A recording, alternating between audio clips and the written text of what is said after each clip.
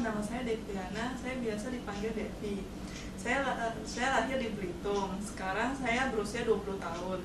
Saya mempunyai 3 saudara dan saya memiliki 1 kakak perempuan dan 1 kakak laki-laki.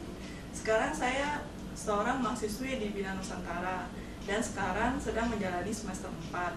Saya mengambil jurusan akuntansi dengan perminatan auditing. Saya memilih auditing karena kedepannya saya ingin bekerja sebagai auditor internasional di sebuah perusahaan karena saya menyukai akuntansi dan saya ingin bekerja di bidang yang saya sukai, yang sudah saya jalani sejak saya SMK hingga sekarang. Pengalaman saya menjalani adalah sebagai tim promotion di BINUS Internasional, dimulai dari bulan November 2012 hingga sekarang. Di sana saya bisa dapat banyak pengalaman dan mengenal beberapa teman-teman yang mungkin akan membantu di masa depannya.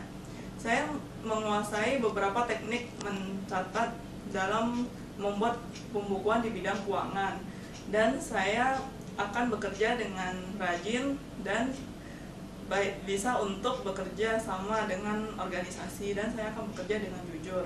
Sekian profil dari saya, terima kasih telah mendengarkan video profil saya.